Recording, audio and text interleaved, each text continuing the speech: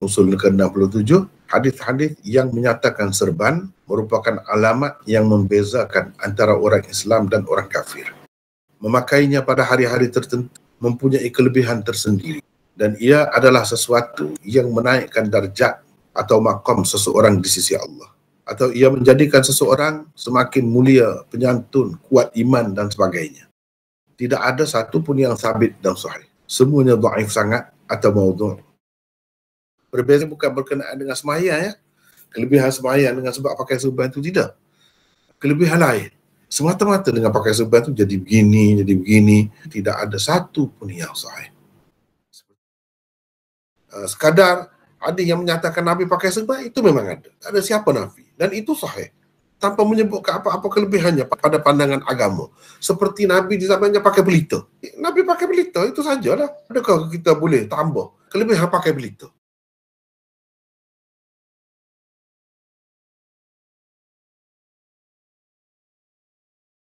Contoh yang pertama, perbezaan antara kita dan orang-orang musyrikin ialah serban-serban di atas songkok-songkok, lilit serban di atasnya.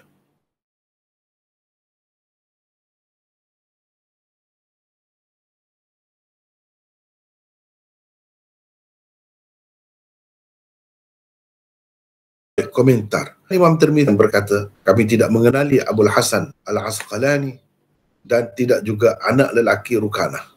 Maksudnya ialah mereka adalah perawi majhul.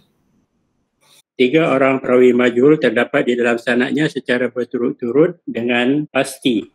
Jika terdapat seorang saja perawi majhul di dalam sesuatu sanad hadis, itu pun sudah cukup untuk mendhaifkannya. Apalagi apabila ada di dalamnya 3 orang. Ia akan menjadikannya dhaif sangat. Ibnul Qayyim menulis, Nabi SAW selalu memakai serban di atas songkok. Selalu juga baginda memakai songkok tanpa serban. Dan selalu juga baginda memakai serban tanpa songkok. Kalau begitu, tidak bererti lagi hadis yang dikemukakan sebagai contoh pertama di bawah usul ke-67 ini. Nabi kata beza di antara kita dengan orang musyrikin pakai serban di atas songkok. Sedangkan dia sendiri ada ketikanya pakai songkok sahaja. Ada ketikanya pakai serban sahaja. Kalau macam tu sama seperti orang kafir lah. Berbeza sekali hadis sangat dhaif yang dikemukakan sebagai contoh pertama itu dengan hadis-hadis lain yang sahih dan benar-benar membezakan orang Islam daripada orang-orang kafir dan orang-orang musyrik. Antaranya yang Nabi SAW bersabda, bermaksud yakni pemisah di antara seseorang dengan kesyirikan dan kekufuran adalah meninggalkan salat. Yang kedua, Rasulullah SAW bersabda, bermaksud sesiapa bersembahyang seperti kita menghadap arah kiblat kita, yakni ketika bersembahyang dan lain-lain, dan memakan sembelihan kita, itulah dia Muslim, yakni orang Islam yang mendapat jaminan perlindungan daripada Allah dan Rasulnya. Oleh itu, janganlah kamu mencerobohi orang yang dijamin Allah, yakni berada dalam perlindungannya. Apa yang tersebut di dalam 2 hadis di atas adalah sebahagian daripada pembeza dan pemisah sebenar di antara orang Islam dan bukan Islam. Tidak patut songkok, kopiah atau serban menjadi pemisahnya kerana ia juga dipakai oleh bukan Islam di sesetengah tempat.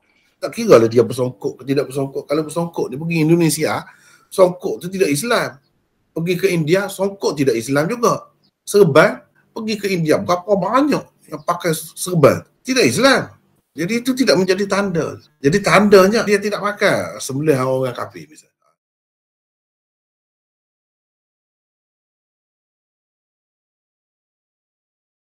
Contoh kedua, i'tammu tazdadu hilman.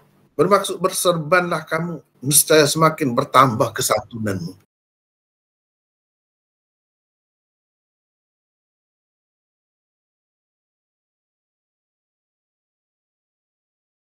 Komentar. Seorang perawi bernama Ubaidillah bin Abi Humaid Al-Huzali Abdul Khattab Al-Bashri. Ibnu Hibban berkata, seorang yang patut ditinggalkan, iaitu tidak diriwayatkan hadis-hadisnya. Ahmad bin Hanbal berkata, Sa'id bin Salam pendusta besar. Ali berkata, aku telah membuang hadisnya. Teruskan. Apakah arti al-hilm itu sebenarnya? Ia mempunyai beberapa arti yang baik-baik, antaranya kesantunan, yakni halus budi bahasa atau budi pekerti, dan kebijaksanaan. Soalnya ialah, apakah dengan semata-mata memakai serban, sifat-sifat tersebut akan semakin bertambah pada seseorang? Dengan pakai tu adakah semata-mata boleh bertambah ni sifat-sifat ni? Oh, kalau macam tu senang lah. Orang pakai serban jadi bijak. Pandai semua. Jadi penyantun semua.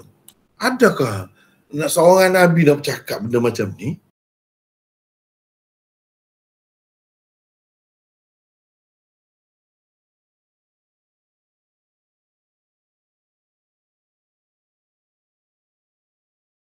Contoh ketiga. Bermaksud sesungguhnya Allah Azza wa Jalla telah menolong pada hari Badar dan Hunain dengan para malaikat yang berserban dengan cara ini. Kemudian baginda SAW bersabda, sesungguhnya serban itu penghalang di antara kufur dan iman.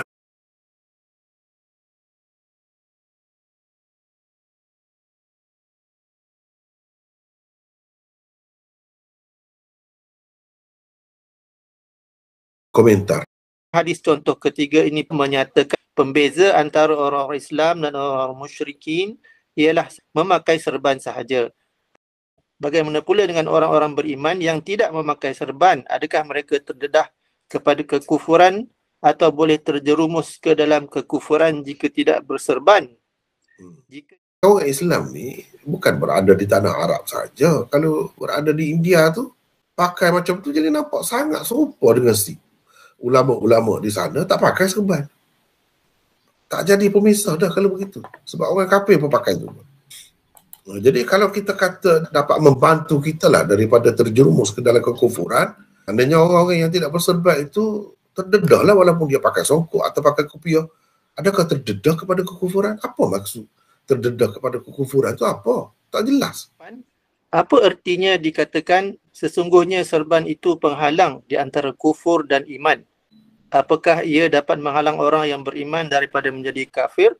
Kalau begitu, bagaimana dengan sekian ramai penganut ajaran salah dan sesat atas nama Islam sepanjang sejarah? Semua mereka berserban juga.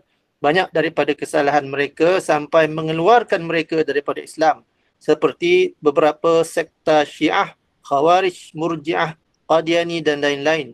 Kenapa serban tidak dapat menghalang mereka daripada terjerumus ke dalam gaung kekufuran? Jelas sekali apa yang disebutkan sebagai hadis Nabi SAW ini bercanggah dengan kenyataan. Sedangkan salah satu ciri hadis sahih ialah ia tidak bercanggah dengan kenyataan. Terkeluar daripada Islam. Misalnya kita lihat Syiah Ismailiyah, Syiah Imam 12.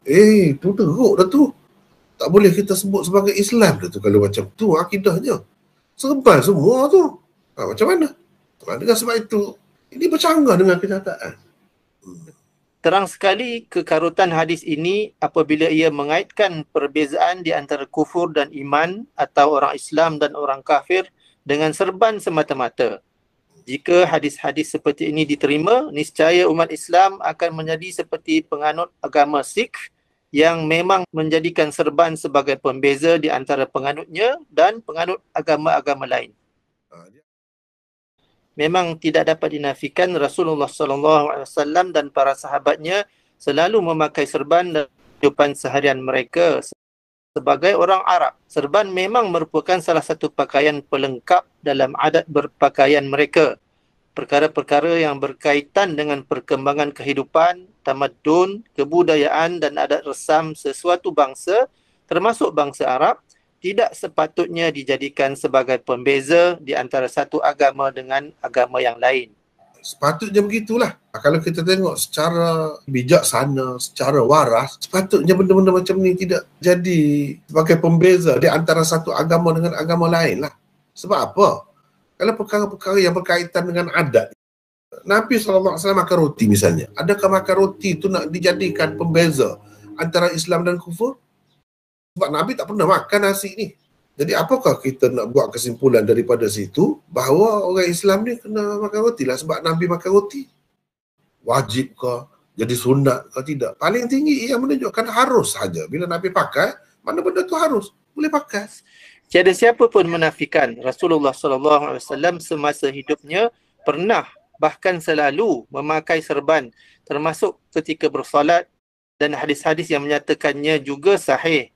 Seperti tiada siapa pun dapat menafikan Rasulullah SAW semasa hidupnya makan roti, tidak makan nasi. Kehidupan malamnya bersuluhkan pelita Kenderaan yang dinaikinya adalah unta, kuda dan keledai. Sementara alat-alat perang yang digunakannya pula ialah pedang, lembing dan panah.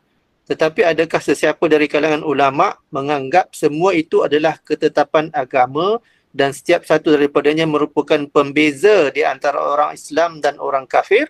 Jawabnya tiada. Kenapa? Kerana semua orang yang hidup di zaman itu menggunakannya tanpa kecuali. Ia tidak khusus dengan orang-orang Islam sahaja.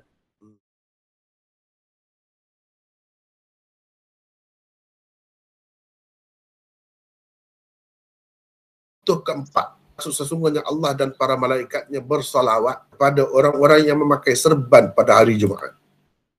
Bukan kelebihan sembahyang ada. Pada hari Jumaat itu, kalau pakai serban saja ada kelebihan. Apa kelebihannya? Allah dan malaikat berselawat.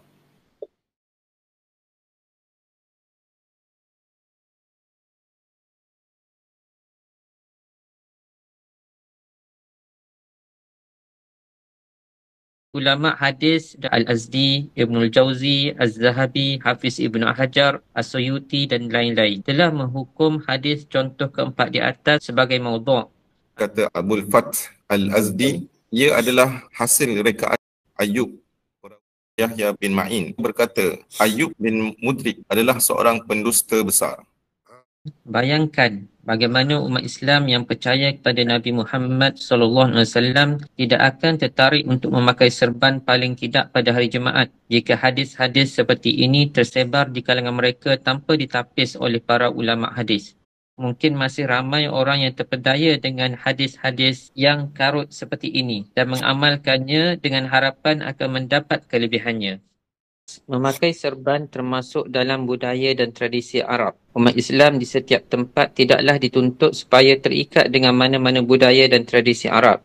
Nabi SAW sendiri memakai serban kerana ia merupakan pakaian tradisi orang-orang Arab. Walaupun serban selalu dipakai oleh Rasulullah SAW, ia tetap tidak termasuk dalam sunnah Nabi SAW yang dituntut dalam syariat Islam. Malah ia termasuk dalam perkara harus sahaja seperti benda-benda lain yang lumrah digunakan oleh orang-orang Arab di zaman baginda.